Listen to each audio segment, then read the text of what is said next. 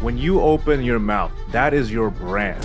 Because what you say is what is reflected about your business. Emotion creates devotion. And storytelling, that's what makes people feel something. How do you infuse storytelling to get people emotionally attached to you? The 3 R's to be remembered. The first R is, so if you constantly need to practice your public speaking just to feel good about yourself, that's not a public speaking issue, that's a self-esteem issue. For a lot of people, the fear doesn't come from the speaking itself, it's how they perceive themselves. How can you tell if people are engaged or not? If you want to transport people somewhere in your story, one of the most powerful words you can use is... Yeah, fam, welcome back to the show. And today we are focused on public speaking. Now, communication, in my opinion, is the backbone of entrepreneurship. Whether you are on stage, in the boardroom, or simply on a Zoom meeting, you really got to know how to communicate if you want to be a successful entrepreneur. So joining us today to talk about this is Yasir Khan. Yasir Khan is a public speaking expert. He coaches CEOs. He's become very popular on social media, on Instagram and TikTok. He's got over 5 million followers across all platforms. And it's because he gives such great actionable advice about public speaking. He's got his own company where he coaches CEOs. It's called Speak Like a CEO. And today he's going to give us an absolute masterclass on public speaking. We're going to learn about pacing, volume, storytelling, body language, and so much more. I can't wait to dive into it. So without further delay, my conversation with Yasir Khan starts now. Yasir, welcome to Young and Profiting Podcast. I'm really excited to be here, Hala. And you might not know how I met you the first time or how I found out about you. It wasn't about LinkedIn. I was looking up how to start a podcast. And I stumbled on a speech of yours from MIT from years ago. And I thought it was going to be about how to start a podcast, but it ended up being about your personal story. I watched the entire hour of it. Oh my God. And then I found you on LinkedIn. And I still remember you had a quote in there. You said something like, at the time I wasn't young and profiting, I was young and pissed. And it just made me laugh in the moment. And there was a connection I felt. That's why I went and looked you up on LinkedIn. So it's a pleasure to be here. Oh, wow. What a compliment. I mean, from somebody who's such a great public speaker, the fact that you listened to a whole hour of my speech, that's amazing. That was one of my first speaking things that I ever really did in front of a lot of people. And it worked. You got my attention. Thank you. So Yasir, you are an expert on public speaking, and this show is all for entrepreneurs. And in today's age, a lot of our communication is written, right? So we're writing in text, we're writing in emails, we're writing in DMs. Why is verbal communication still so important, especially for business owners now? Verbal communication is how you show up to the world. When you open your mouth, that is your brand. And you'll be shocked, Hala. In fact, you probably won't be shocked with the amount of people you talk to, how many people are not careful of the words that come out of their mouth. Because what you say is what is reflected about your business. So if you knew that, wouldn't you be a lot more careful of what came out of your mouth, what you said, what you wrote? That's why just having that finesse on your words, making sure when you're on stage, people remember you, is more important than it's ever been. Oh my gosh, I think that's so true. And aside from speaking on stage, because entrepreneurs, not all of us are really going to be on stage, but there's transferable skills when it comes to public speaking. Can you talk to us about that? Yeah, the definition of public speaking isn't just being on stage, it's talking to someone at some time. If you are talking to someone, which I imagine if your listeners are listening, they're talking to people, right? Unless they're locked in a basement somewhere, you are going to do public speaking. And every single time you do that, you are representing yourself and your brand. What do you want people to interpret about you? How do you want them to perceive you? How do you want them to perceive your company? All of that is public speaking. So you want to treat this stage as your entire life. Every single place you go, you're performing. So wouldn't you want to put up the best performance wherever you go? I think the answer is yes. Totally. And so, Yasir, I was really surprised to find out because you come across very confident. I was very surprised to find out that as a child, even as a young adult, you were really introverted. You were really shy. You really struggled making connections and relationships. And it wasn't until your adulthood that you actually cracked the code when it came to public speaking. So talk to us about how public speaking is not something you're necessarily born with, and share your story about how you became a public speaker. Yeah, I was the least likely person to become a public speaker. In fact, if you were in my classroom when I was in third grade, you would have seen me run to the bathroom right before my presentation and you wouldn't see me come back out. And that was the thing. People knew, hey, Yasir's turn, he's not going to show up. And I started failing. So it was really affecting my education. And as I grew up, eventually my parents said, this kid is just, he doesn't say anything in meetings. He doesn't say anything in family gatherings. What do we do? Let's send him to a different country. That'll open him up. So now they spent thousands of dollars, sent me to Canada. The only thing that opened up was their wallet because I did not learn a thing. I came all the way here in Canada. I was still introverted, but now I had no friends.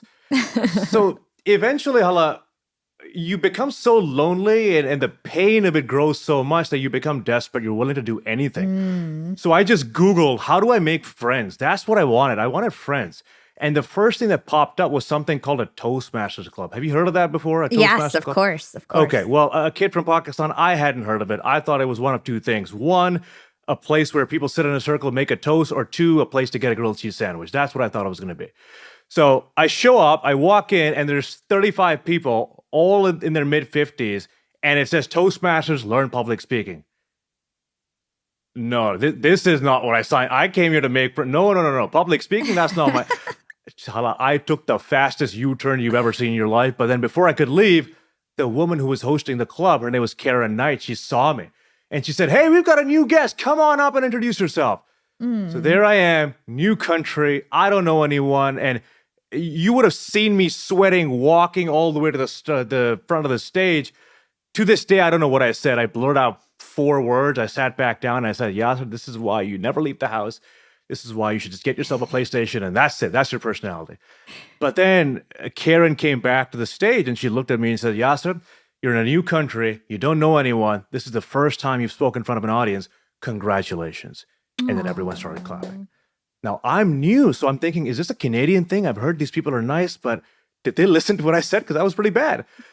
And afterwards, I'm still beating myself up over it, and I'm going to walk out the room, never coming back. And she just catches me right before I do. And she says, Yasir, are you coming back? And what do we say when we don't want to say yes? We also don't want to say no. We're always in the middle. I'll think about it. I'll let you know. I'll check my horoscope, ask my grandma, check if the universe is perfectly aligned. So I said all those things, and she said, Yasir, when I was your age, I was the exact same. I was really afraid of public speaking too. But if you come back next week, I think one step at a time, it might change your life. Now, I didn't have friends, Hala. So I said, okay, you're my only friend. I'll come back. Why not? So I came back the next week, and eventually she says, Yasir, you're making progress. You want to try out that public speaking contest? Contest? Are you trying to kill me here? I'm just here to make friends. And I won the contest. Wow. And that's where it clicked, Hala, that this is not my personality. It's a skill that I did not have. Months later, I had done 40 workshops. I became a TEDx speaker. 10 years from that moment, now I'm coaching some of the biggest CEOs in the world. So how did all this happen? Complete accident. Oh my God, that is such a great story. And you just shared how awesome your storytelling capabilities are because I was thoroughly engaged in that story. So we're going to pick your brain on that later on. So something I just wanted to talk about is the importance of somebody's voice, right? I am dating right now, and there's literally people where I'll hear their voice, and I'm like, I just can't deal with that. You know, their voice is not something I'm attracted to. So talk to us about how people can actually be attracted to one's voice. This is a topic very personal to me, Hala, because a big reason why I got into public speaking was all the rejection that I got in my dating life. I still remember I went on this one date, and first of all, it was extremely hard for me to get a match at all on Tinder. It was just, I could not get. So when I finally got it, I was like, hey, she has 2 eyes and a mouth and ears. I'll take it. So I showed up on the date, and I'll never forget. She met me. She looked at me up and down, and we sat down. Within the first 2 minutes, she looked at me and said, yeah, this is not really working. Listen, I'm just going to go.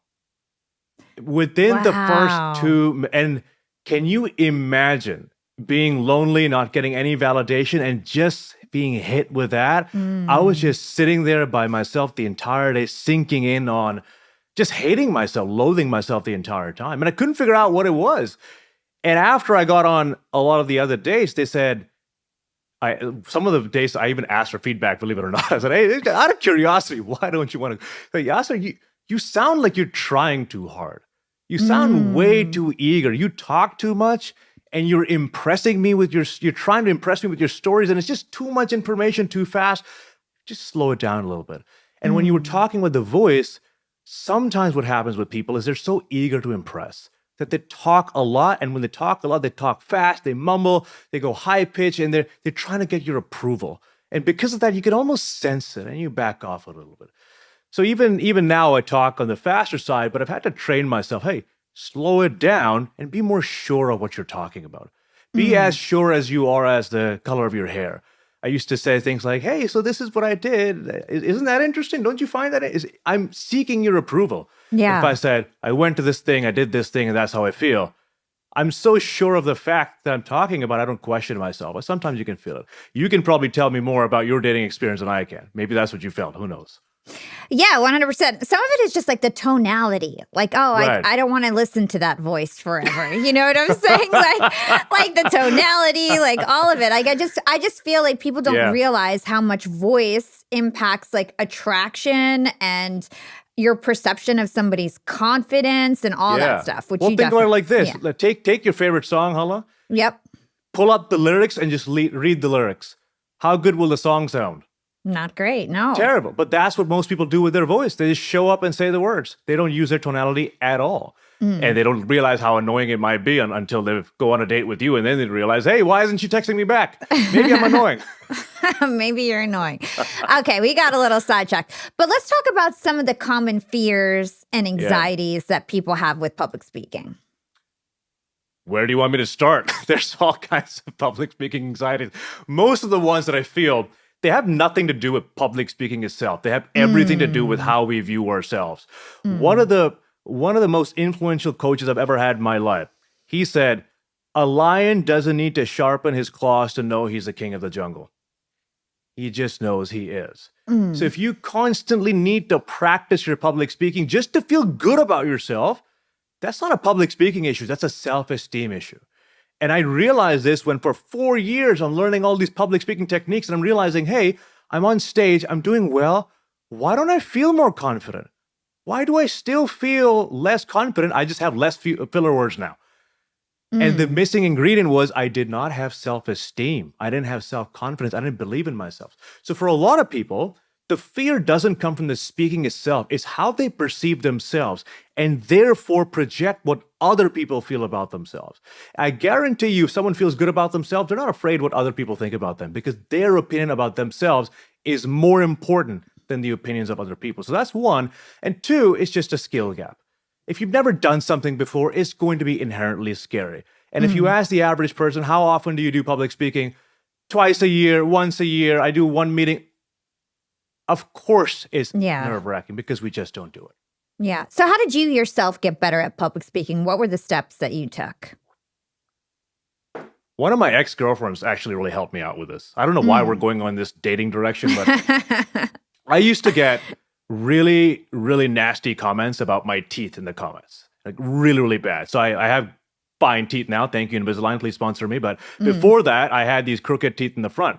And all of the comments were just about my teeth. And they were so disheartening. I would wake up. I would not want to post a video, check my comments. I didn't want to make any content. And she said, Yasir, are you doing this for praise? Or are you doing it because you're passionate about it? You have to do this for purpose over praise. Purpose over praise. And that's when I realized if I really want to talk about this stuff, if I'm really passionate, I have to go through that. I have to go through it with grit. I don't have to worry about getting the praise, getting the compliments. Just do it because I want to do it. And once I became more passionate about it, I forgot about what they thought of me. My message was reaching the right people. That's why I continued on this journey. And I'm glad that you continued on this journey because now you have over 1 million followers on TikTok, which is really, really impressive. Really impressive. You seem surprised about that. Did you not know you made a I've got- million followers I've on got- TikTok? 2.4 on Instagram. That's my main platform. Oh, got it. Yeah. So you got 1.2 on I was TikTok, like 1.1. 2.4. How do we go down to 1.1? 3 million across all platforms. 3 Yeah. million across all platforms. So I was checking out your TikTok before. That's why I knew that number. Got it. And so you're crushing it on social media. But I was really surprised to find out that it took you 5 years to get your first 1,000 followers on YouTube. Right. So what changed? What happened? How did you go from like kind of struggling content creator to now just dominating on Instagram and TikTok? Yeah, that's the other thing. I'm really passionate about talking about content just because I've learned a lot about it. Before we go into YouTube, Hala, my Instagram has 2.4 million right now. I created that account from scratch in May of 2023. Wow. From scratch. So that's a year and a half, right? Incredible. And TikTok, I think, was a year and a half. So on YouTube, when I started, I didn't have confidence.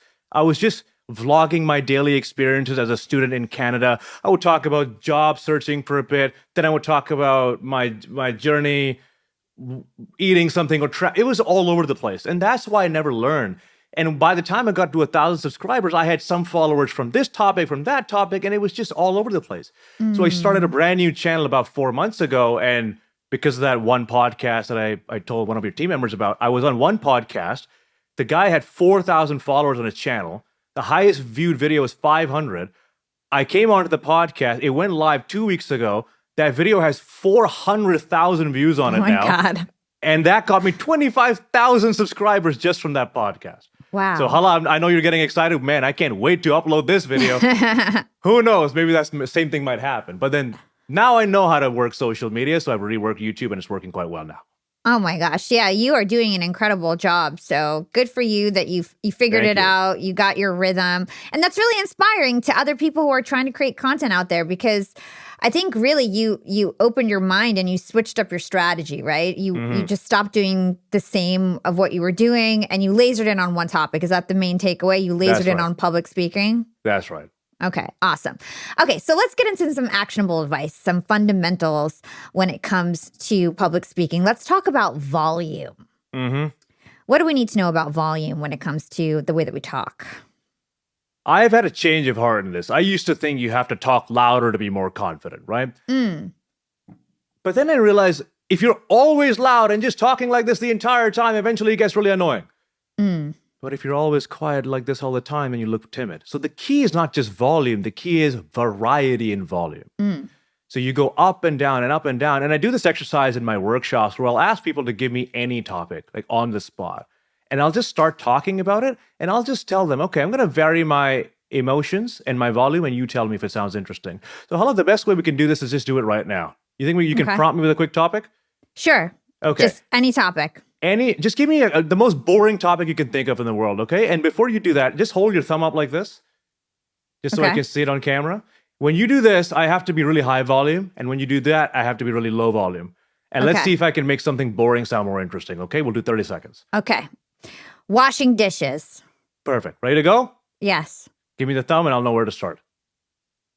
Washing dishes is one of the most exciting things you can do, because every single day when I make dinner, it makes me feel present in the moment, because I'm there, feeling the water on my hands, feeling the warmth on my hands. And I love seeing all the little dirt go off the dishes down the spiral. And it makes me think for a moment how grateful I am to have that meal. How grateful. See what I mean? Yeah, I love that. So it's the up and down and up and down. That's what makes it interesting. Not just high volume, not just low volume. Yeah, and speed is another one where I think we need variety. Now, I have my own perspectives on speed. I'm a fast talker. I do a lot of workshops and trainings. And, you know, my business partner, Kate, and I love her, she's not such a fast talker. And I really, truly feel that I'm more engaging in terms of like my enthusiasm. I feel like people are just like awake when I'm talking, and I can have like an 8-hour session and keep everybody engaged the entire time. And I think a part of it is talking fast. But I do feel like when public speaking folks come on, they often say like, slow it down, Yeah, So tell yeah. me, so what do you think? Listen, I have ADHD. I have a million thoughts running in my head, and all of them want to come out at the same time. So I'm just like you. I want to talk fast. I was once invited to do a seminar on public speaking anxiety. And I've done this seminar a million times. So I show up with my 17 different things to do to overcome your public speaking anxiety. I present in front of 200 people, and immediately people say, wow, Yasir, you covered so much information. That was absolutely amazing. One of the guys says, Yasir, I'm about to go next after you. That's exactly what I needed because I was so anxious in the moment. I said, amazing. So I went out, got some coffee, sat back in the room, and I'm waiting for him to pop up on stage. He shows up on stage, and Hala, I can see the notes shaking in his hand in the moment. So he slowly walks onto the lectern. He puts his notes there. He starts speaking, going through his slides, and he's stuttering. And when you have this feeling in your stomach where you know something bad is going to happen. The entire time I'm watching that, my stomach is just churning inwards. And then eventually he hits this word that he can't really pronounce properly. Oh, God. And he just puts the clicker down and walks off stage. And I'm seeing it, and it's just, I can't understand why. So afterwards, I see him in the parking lot, and I say, hey, what happened? You were just there in my presentation. He said, oh, man, I got nervous. I don't know what happened. You were in my presentation where I talked about the 17 ways to overcome public speaking anxiety. You were front row. What happened? And Hala, he said 3 words I'll never forget. I couldn't remember. And that's when I realized, what's the point of me talking fast, high energy, covering these 17 points when he couldn't remember it when he needed it most? That's when I learned to slow it down. So my coach has this great saying, Craig Valentine. He says, I'd rather give you 3 things you remember than 10 things you forget. 3 things you remember than 10 things you forget. So I've really narrowed down the amount of material I share, but I also try to vary the pace a little bit as well when I talk. Yeah. So same thing with volume. You also want to vary your pace. So what does talking slow do versus talking fast? Like, what does it portray when people are listening to you? Yeah, talking fast builds momentum. Like, okay, we're going somewhere. Come along with me. I'm going. But then I want you to think about this for a second. Then you slow the pace down. And every time you want to make a point, this is one of the biggest challenges people have in storytelling. They skip over the most important part of the story because they're going so fast. So if you really want people to listen, slow down and you whisper.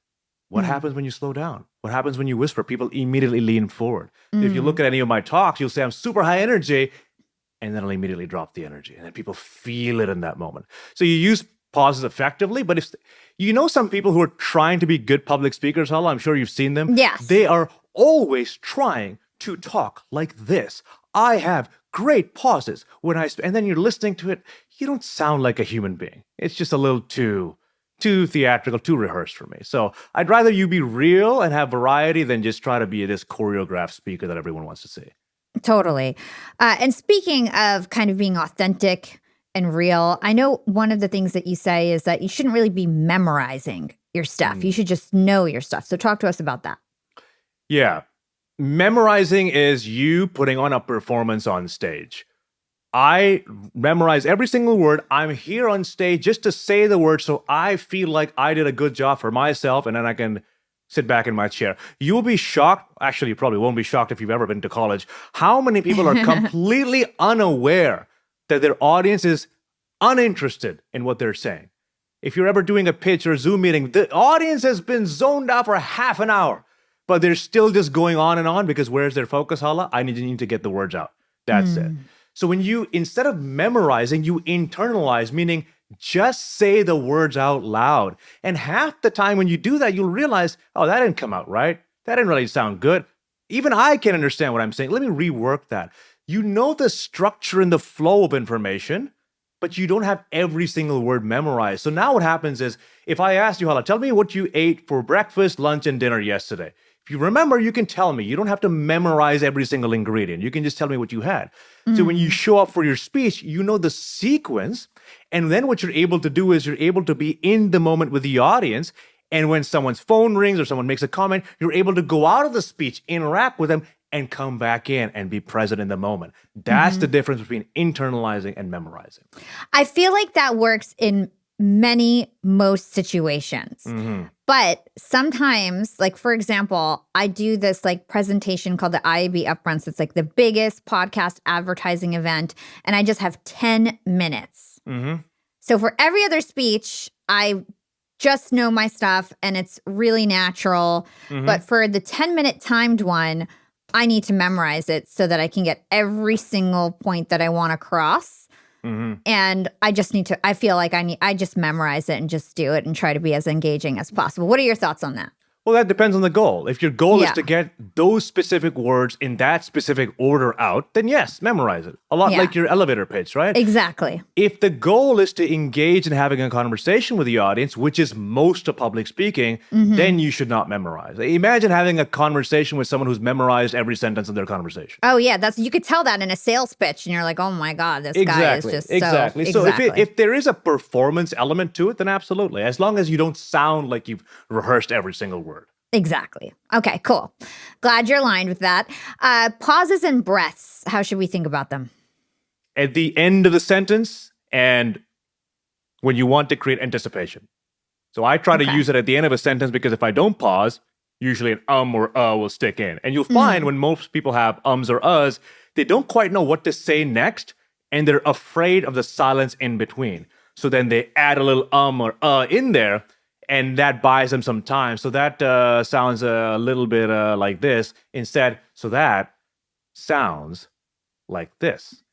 Just removing that and being comfortable with silence really helps. And then also what I like to do is whenever I'm making a big point, I'll combine this with high volume and then I will drop the energy and I'll pause. So for example, I was getting this birthday gift. I was so excited about it. I finally opened the gift and I couldn't believe that it was the pair of socks I always wanted. High energy, pause, drop energy. Can you see how much you felt that in that moment? Yeah. Yeah, that's really, really good. So let's talk about working the stage, right? How can we, first of all, tell if people are unengaged and engaged? And what are the ways that, aside from what we're saying, that we can engage people? The biggest mistake, or rather I'd say the biggest missed opportunity for most people, Hala, is getting off stage, on stage. Now you might be thinking, what do you mean? If you look at my last keynote, I start the speech on stage, then I get off stage and I start talking to people individually. What happens then? Now they know he's not just going to talk for an hour. I am in his speech. He's going to ask me questions, whether it's raise your hand, nod your head, what comes to mind when I say this word. I'm having a conversation with him the entire time. And you'll notice no one else does that because they come onto the stage, they say their slides, and then they hop off. But the moment you step off the stage, now you're one of them.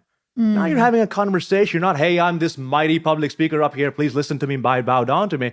You talk to them, and then you go back up on stage. So every single time I'll talk about something, I'll ask a question, I'll go off stage, have a conversation, bring it back. So for example, in one of my modules, I'll say, what do you think is the number one thing or one mistake people make in their presentations? Shout some words at me as I walk around.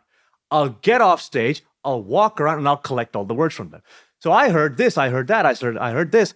All of those are great answers, but that's not the number one thing. And then I will go into my speech. So how are they feeling? Hey, everything that we said is contributing to his speech. And now it's a conversation and not a performance. And so, like I mentioned, entrepreneurs are not always going to be on stage, right? So let's say this is a meeting, or an investor's pitch. How can you tell if people are engaged or not? And also, like, talk to us about hand gestures. Like, what can we do to kind of make it more interesting? Yeah. To answer your first question, do regular check-ins. And regular check-ins are just these quick questions. Raise your hand if I'm on the right track, or nod your head if you've seen this before. Just these really, really quick engagement points. So you know they're still with you. If someone's on their phone, at the very least, when they hear it, they know they have to be sucked back in. Now, a trick that I use is if I know the people in the room and I want to get their specific attention, I'll call them out by name. So let's say there's 10 people there. So for example, Michael, you remember in our last meeting, right? We did XYZ. So what I'm talking about here is immediately when they hear their name, oh, okay. Right, like that. I love that. So you have to be attentive to people. Now on Zoom, the way I would do this, if I don't know anyone, I see their names pop up. So I showed up. I had no idea who anyone was in the room. I was really nervous. Hala, what do you think I did in that moment? Exactly. I was really nervous before my speech. So I will just look at their name. I will get their attention. I will place them into my speech. That way they feel acknowledged throughout. So if there's 50 people in my Zoom call, I will take many different names throughout it so every single person feels recognized throughout it. Remind me of your second question, Hala. Your body language in general, hand gestures, body language. What do you recommend? Yeah. Does it aid the story? Does it aid the purpose? Body language can get very distracting as well. I remember I used to do this entire play with my hands and people had to tell me, hey, relax a little bit. You're putting on this, what is all, it doesn't contribute to your story. So if it adds to the story, great. I naturally use my hands a lot. But in meetings specifically, I've noticed that the more controlled your hands are, the more confident you sound. Because if you ask me a question, Yasir, are you really a good public speaking coach? Oh yeah, I'm a great public speaking coach. I've done a lot. You can see all this uncontrolled movement in the moment, and that shows you I'm not very confident. Now, whereas if you asked me the same question and I'd moved nothing about my body, Yasir, why are you such a good public speaker? I'm a really good public speaker because I've done this enough.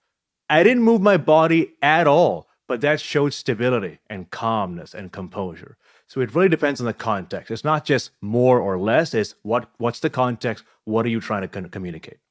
I love that. Really, really good advice. And I also heard you say the power of showing your palms. Yeah. What does that do for us psychologically? Well, what happens when we can't see someone's hands psychologically? We just don't know what they're holding in their hands. We don't know if they're holding a weapon or what it might be. If someone's hands are under the desk in their pocket behind their hands, subconsciously, it creates uncertainty. I can't see his hands or I can't see her hands. I wonder what they're doing. I wonder what they're hiding, right? So similarly, if someone puts on a hoodie in the middle of the night and is walking down the street and you're walking towards them, just because it's dark, you can't see them, they've got a hoodie on, there's uncertainty. So that's why when you reveal your palms, it shows that you're friendly. It shows that there's a lack of, I'm not hiding anything. So open palm gestures tend to be much easier on the eyes to perceive a message. Yap Gang, I appreciate a good deal just like anyone else. So when Mint Mobile said that I could get wireless service for just $15 a month with a 3-month plan, I was skeptical, and Mint Mobile made my transition incredibly easy. The entire process was online. The only lengthy part that took up any time was waiting on hold to cancel my previous provider. And don't worry, you can use your own phone and keep your current phone number with any Mint Mobile plan. You'll see right now that all the 3-month plans are only $15 a month, including the unlimited plan. All plans come with high-speed data and unlimited talk and text, delivered on the nation's largest 5G network. To get this new customer offer and your new 3-month premium wireless plan for just $15 a month, go to mintmobile.com/profiting. Cut your wireless bill to just $15 a month at mintmobile.com/profiting. $45 upfront payment required, equivalent to $15 a month. New customers on first 3-month plan only. Speed slower above 40 GB on unlimited plan. Additional taxes, fees, and restrictions apply. See Mint Mobile for details. Okay, so we're about to do a fun little segment. It's a quick fire segment. Do it. It's going to be getting tips on delivering our content better. I'm going to rattle off a word like intelligence, and then you can tell me how we can sound more intelligent. I might even rattle off a celebrity name or something like that, okay? So you're going to give me a word and I have to give you my thoughts on the word, is that right? Yeah, like thoughts on how we can sound more like that word or person. Agreed. Okay? Ready? Let's do it. Persuasive. Admit to your own limitations first before you tell them what to do. Give me an example. So if I said, go vegan, it'll change your life. Your diet sucks. You're probably not going to go vegan. But if I said, man, I loved eating meat, but for some reason, when I would go to my jiu-jitsu class, my stamina would just run out. Then I met this guy who said, hey, have you tried going vegan? I said, are you out of your mind? He said, I didn't like it either, but I tried going vegan. It really helped. So I said, okay, I tried it for a month and oh my God, did it help. My stamina was through the roof. So if your stamina is an issue, give it a shot. Which one was better? Love that. The second one for sure. Exactly. Okay, intelligence or smart. Count the number of things you will share. So if I said, Hala, today I'm going to share a couple of things with you that will help with public speaking. Or, Hala, today I'm going to share 5 things that will help you with public speaking. Which one sounds more intelligent? The 5 things. All I did was number it. And it does so much because it makes you think, oh, this person has thought about it enough that they know how many numbers are tied to that equation. Quick little tip. Love that. Alex Hermosi. It's funny, I was front row in his workshop, so I got to see him live. The one word that comes to mind with him is he's so real and authentic in the moment that because he's real, whatever he says, it goes straight to our heart. It's not a performance. He's not reading off any slides. He genuinely feels anything. And remember this, if they don't feel it, they forget it. If they don't feel it, they forget it. And every time Alex speaks, he feels. And that's why so many of us remember so many of his quotes. Love that. Imaginative. If you want to transport people somewhere in your story, one of the most powerful words you can use is the word imagine. And better yet, place them in your story with a phrase so they can imagine themselves there. Now, I don't know if you remember this, Hala, but when I told you my story of when I came to Canada, I said, if you were there in the room with me, you would have seen me walk to the What are you doing when I say that? You imagine. Visualizing, yeah. Exactly. So when you're telling a story, don't just say, I did this, then this happened. Now you're telling a sequence of events. Put the person in the room with you there. Get them to imagine. Okay, last one. Compassionate or empathetic? How can we be more compassionate? I've got a TED talk on empathy, so I'm going to have to go empathy between the two of them. But Sure. I had a run-in with someone who, it was a small town in Canada, and I was doing door-to-door sales. And I knocked their door, and they opened the door. The first thing they said was, get off my lawn, you effing Hindu. Oh my God. And that was 4 months in Canada. Now you can imagine my reaction.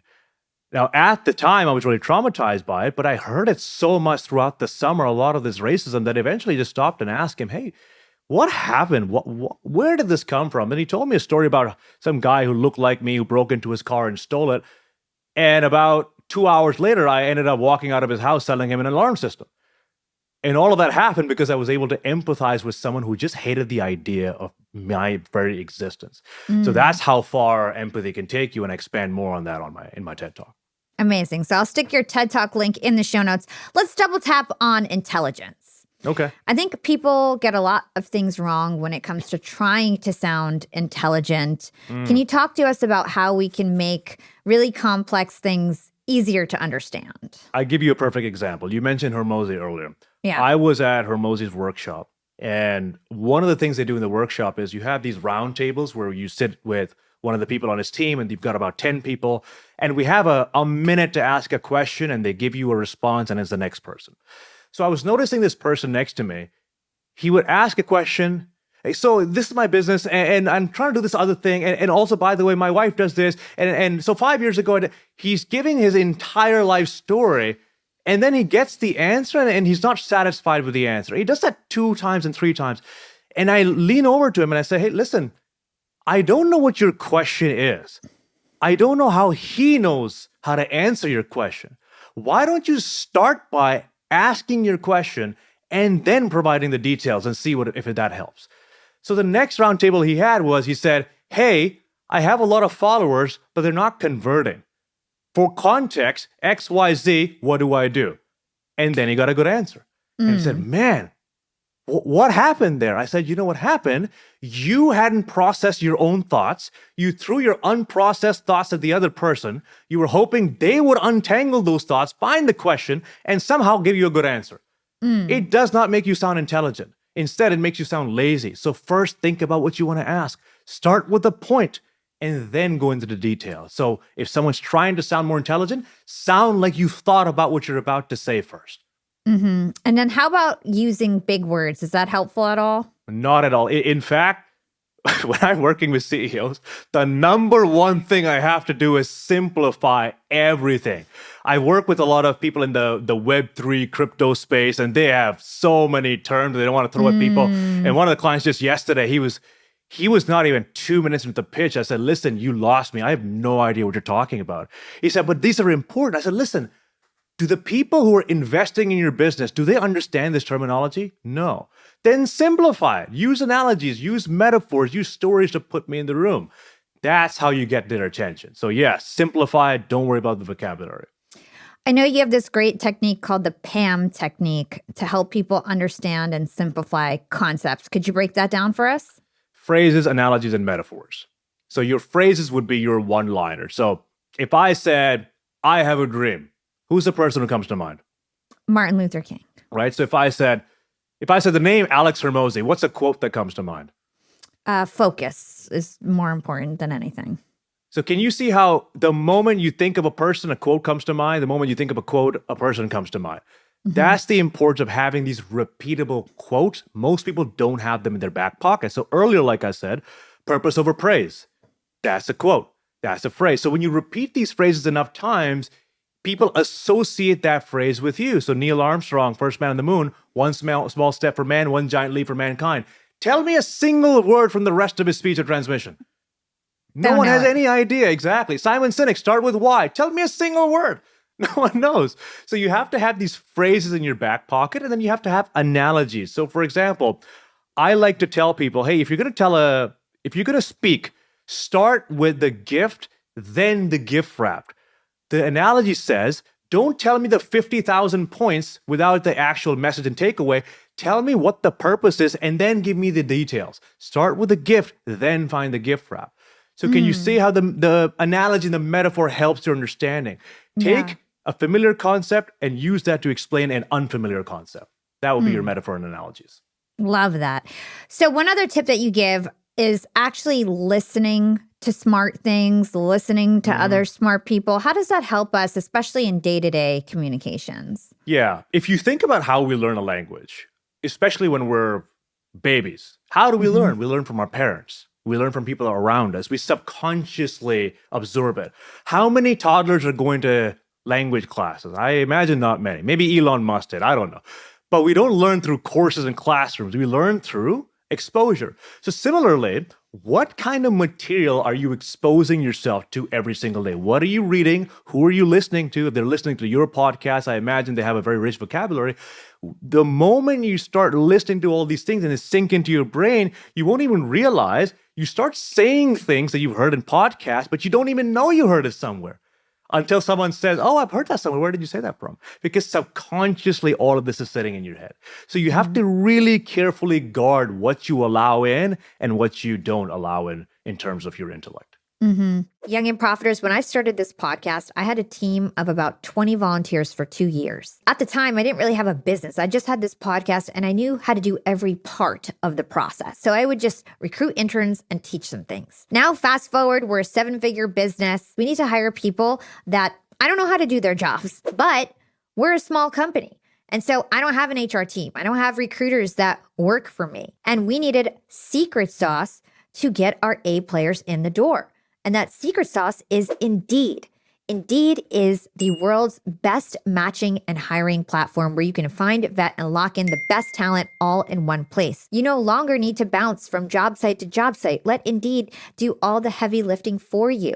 Their matching engine can help build your dream team fast. I'm so glad I found Indeed when I did because our hiring now is just so much more effective. We don't have wasted cycles anymore. We find high quality candidates the moment we put up a job post. These people have already basically been vetted by Indeed's matching engine, which, by the way, gets better the more that you use it. And in terms of the quality of the candidates that you'll get with Indeed, a recent survey found that 93% of employers agree Indeed delivers the highest quality matches compared to other job sites. Join the over 3 million businesses worldwide that use Indeed to hire A players fast. And listeners of this show will get a $75 sponsored job credit to give your jobs more visibility at Indeed.com/profiting. Just go to Indeed.com/profiting and support our show by saying you heard about Indeed on this podcast. Indeed.com/profiting. Terms and conditions apply. Need to hire? You need Indeed. So something that I want to talk to you about in detail is storytelling. Okay. Because I feel like storytelling is so important, even when it comes to relationships. We were just talking about dating. I think being a good storyteller just makes you more engaging, more interesting to people. What are some of the ways that storytelling helps us in our communication? Like, what does storytelling do? How do people feel when they hear stories? The most important thing that I feel that storytelling does is it's just memorable. People just remember for much longer. So if I asked you, do you want people to remember what you said? Yes. Okay. Do you want to share your message in a way that people remember it? Yes. Then you must do it in a format of a story. How many of your 3-hour lectures do you remember from college, Hala? Like none. Exactly. How many movies since you were a child do you remember? Plenty. And all of those are stories. I imagine none of those were 30 bullet points from start to finish, right? No. So you have to learn to create imagery and you have to get people to feel something. If they don't feel anything, they will not remember it. And I'll give you a really strange example here. When I was a kid, I had a costume party when I was about 7 years old at school. And I had this crush on a girl, and she was going to dress up as Pikachu. So I said, okay, what goes well with Pikachu? I'm thinking of all the best costumes. And for some reason, I come up with Bugs Bunny, right? So I show up as Bugs Bunny in the moment, and I'm trying to impress her. And she says, oh, Yasir, of course you're Bugs Bunny. I'm like, oh, how did you know? Oh, because of your 2 large, ugly front teeth. Oh. And I didn't forget that for 20 years, Hala. That one single sentence for 20 years because of how she made me feel in that moment. And the reason I say that is because that story I've told so many times to so many people that, hey, the words that come out of your mouth, they're important. What you say might not be what they hear. You might say something as a joke to somebody, but they might remember it for a very, very long time. So that's why when you're telling a story, similarly, you can have positive words, positive phrases that people will remember for a very, very long time. For example, Karen, in the first meeting that I ever met her, in Toastmasters, she said, it takes one small step to change your life. I still remember that. It's been more than a decade. So talk to us about how we can become better storytellers. Like, how can we start to infuse stories in the things that we do and get better at it? Is there a formula or like, how should we think about it? There are 3 things that I talk about, the 3 R's to be remembered. The first R is your story has to be repeatable. If I hear the story, can I hear it long enough to then repeat it to someone else? So if you've heard your favorite stand-up comedian, you have this bit that you like. Oh, he has a great bit on dating or a great bit on whatever. You can repeat it to other people. If I can't repeat it, I won't remember it. So first thing has to be repeatable. Number 2, does it relay emotion? Do I feel something when I hear your story? I can tell you about how I got into my car and I got gas and I came back home. What's the point? It's a pointless story, but is there a point to it? And you'll be shocked how many things you can make sound emotional. Like earlier, we talked about cleaning the dishes. And just with the volume, we made it sound a little bit emotional, right? Yeah. Someone asked me in a conference of 500 loan officers, napkins, and we made napkins emotional. So can you talk about that with emotion? Can you resonate and relay your emotion? And number 3, I feel like this is the strongest thing when it comes to storytelling. Can you reframe an existing belief? If your story tells me what I already know, it's not changing my belief. Can you take me from point A to point B and reframe how I look at the world? That's what a good story does. So 3 things. It has to be repeatable, you have to relay emotion, and it has to reframe your beliefs. It's so true. Stories like really trigger our own emotions. We feel more relatable to the person talking. And to your point, it helps us question like our own beliefs. And that's the point. And that's, especially with social media, gets people commenting and giving their thoughts. They're agreeing, they're disagreeing, and it kind of like causes a lot of engagement. So talk to us about personal brand. Add one more quote to that. You said you said something really amazing there. You said about how they change the belief. A quote that I love, because I created it, is good speakers tell you what to do. Memorable speakers make you question what is true.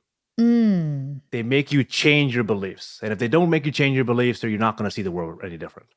I love that.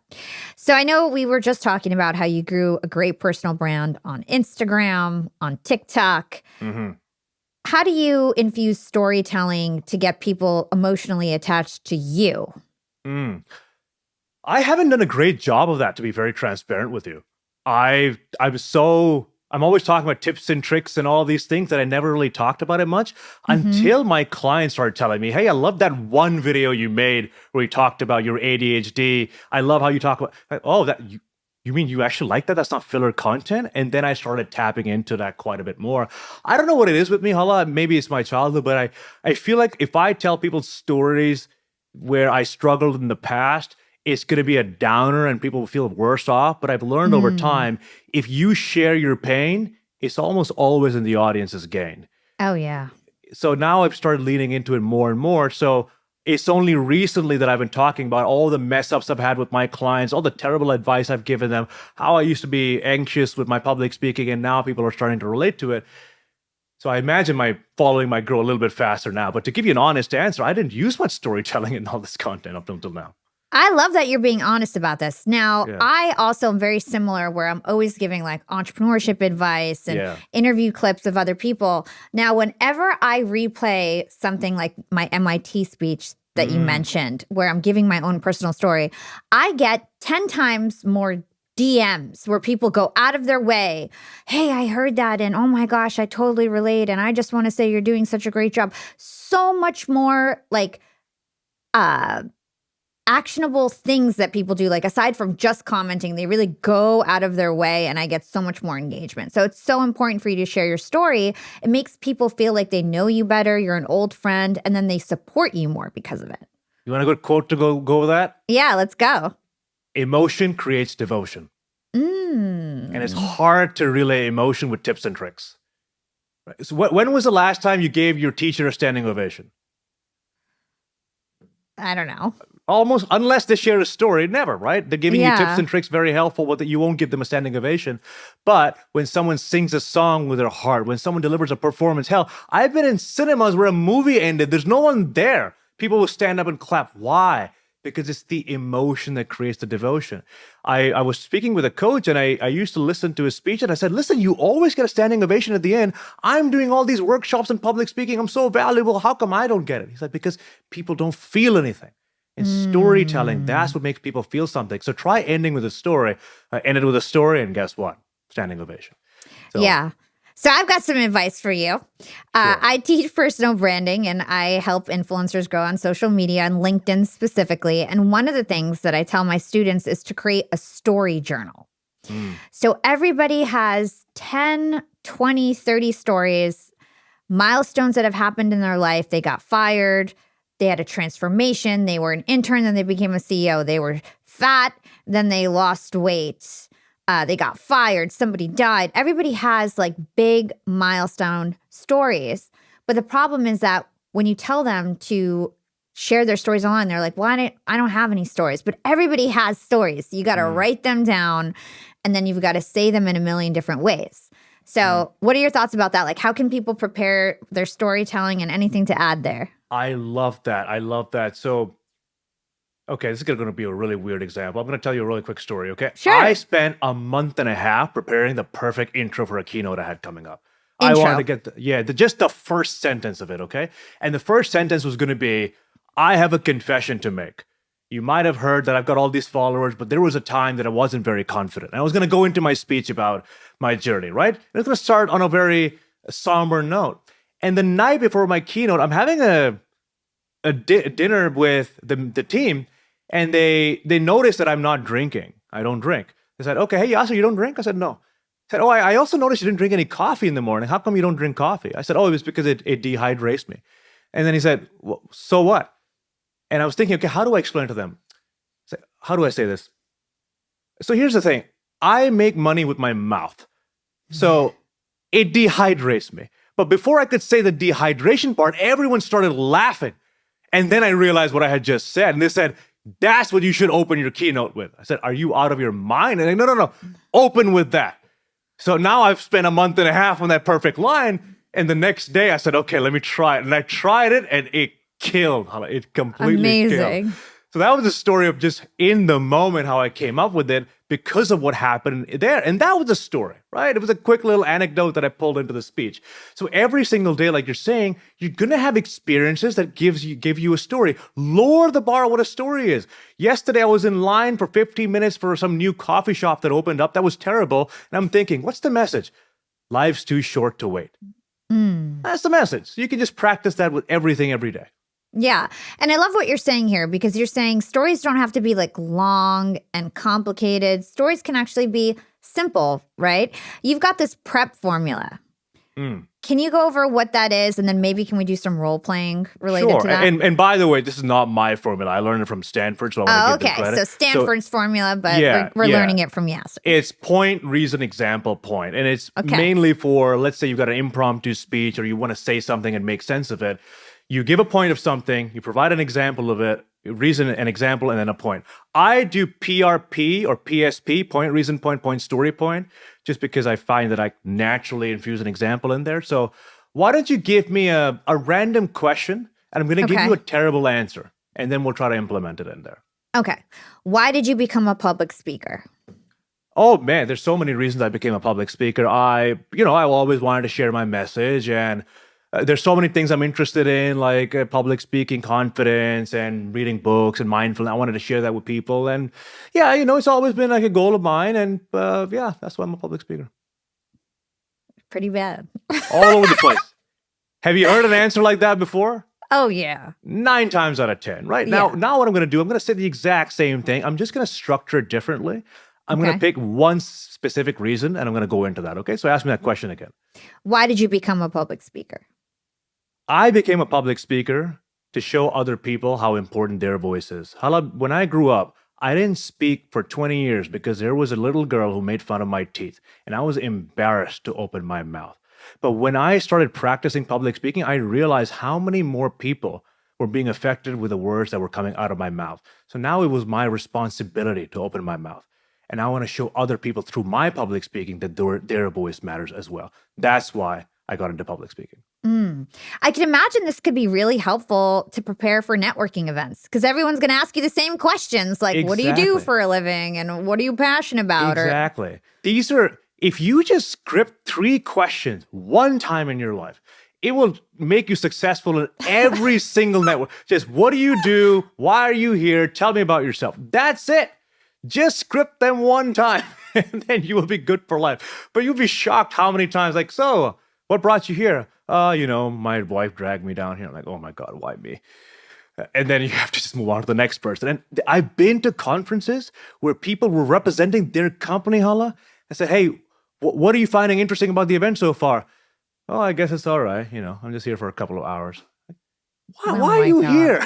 Yeah. Why didn't they send somebody else here? You're fired. Exactly. Yeah. Yeah, Bam. I spent years slaving away in jobs, trying to prove myself, trying to figure out what gave me joy and energy at work, and trying to build truly productive teams. And eventually, I did figure everything out. But what if you could figure out all that stuff about yourself and your team in a fraction of the time that it took me? The Working Genius model will transform your work, your team, and your life by leveraging your natural gifts. And let's face it, you're going to be more fulfilled and successful when you lean into rather than turn away from your true talents. Working Genius can help you discover how to increase joy and energy at work by understanding what your true working geniuses are. The Working Genius assessment only takes 10 minutes and the results can be applied immediately. I took the assessment and my primary 2 working geniuses are inventing and galvanizing. It makes total sense why I am a serial entrepreneur and why I've always created teams and always loved to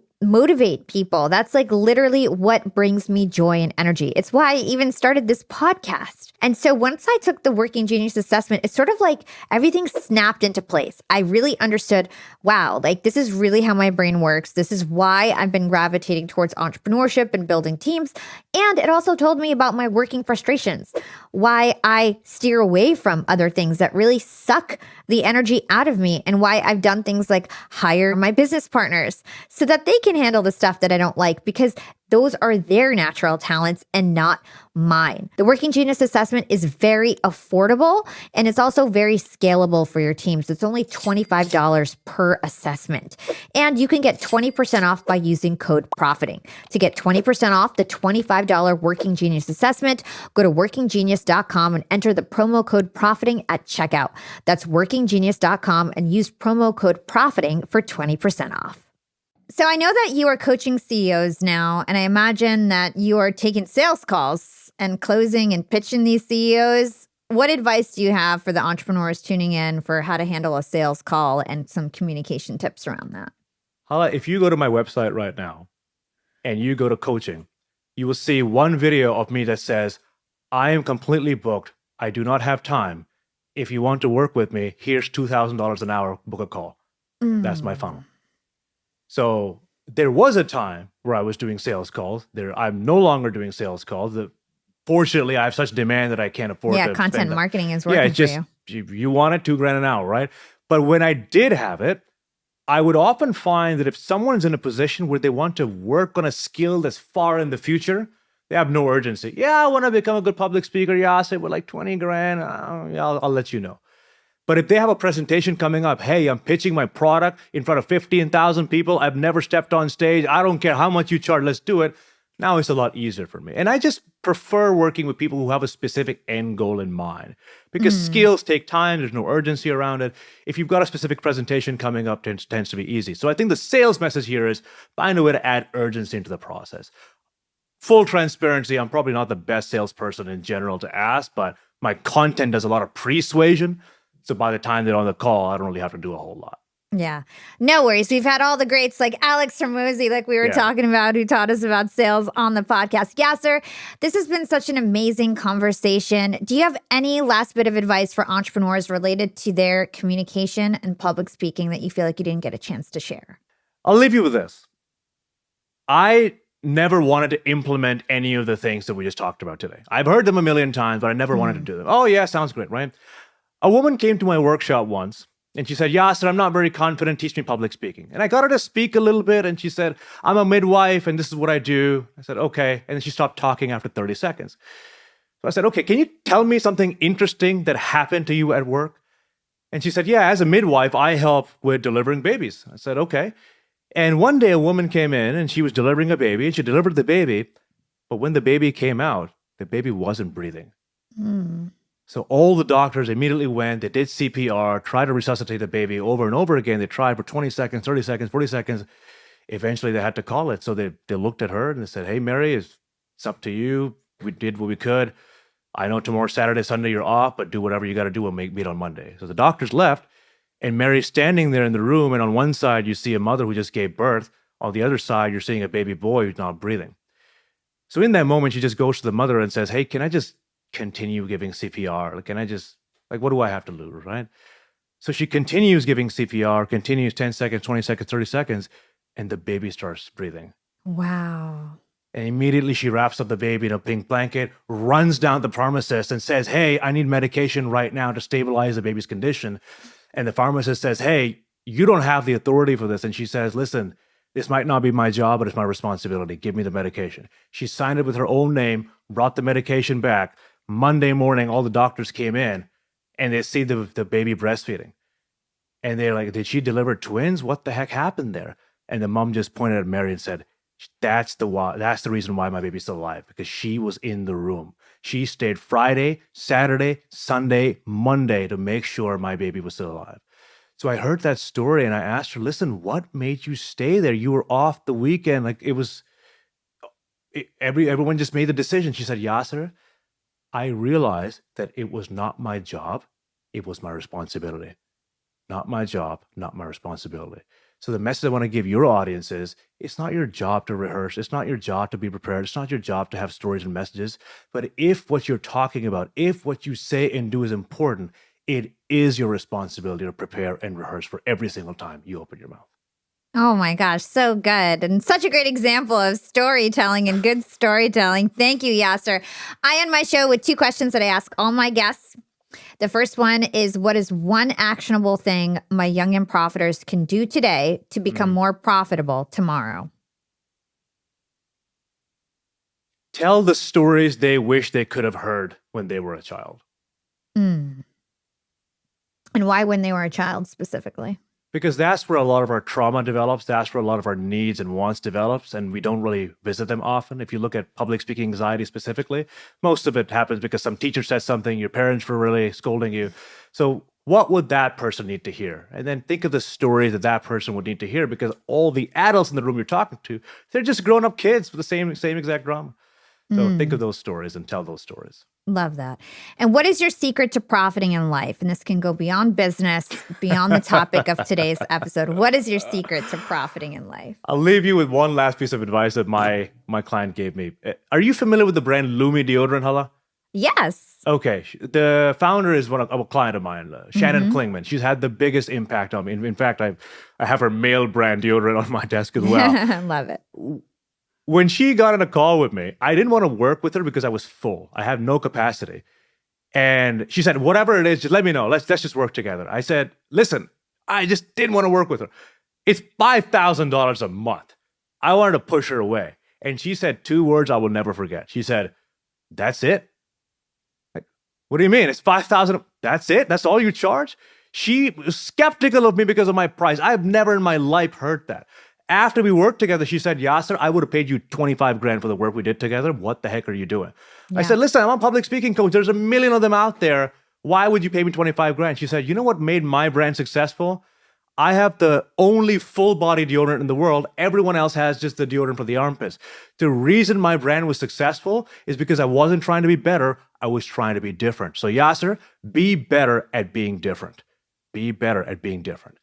That's why I went to working just with CEOs. I bought the domain Speak Like a CEO. All of my clients are just CEOs. That's how I profited in life. So be better at being different. I love that. Yasir, you dropped so many gems. I feel like everyone learns so much. Thank you for your time today. Where can everybody learn more about you and everything that you do? SpeakLikeACEO.com. And if you want to find me on Instagram, TikTok, and YouTube, it's Speaking with Yasir. Amazing. Thank you so much. Thank you.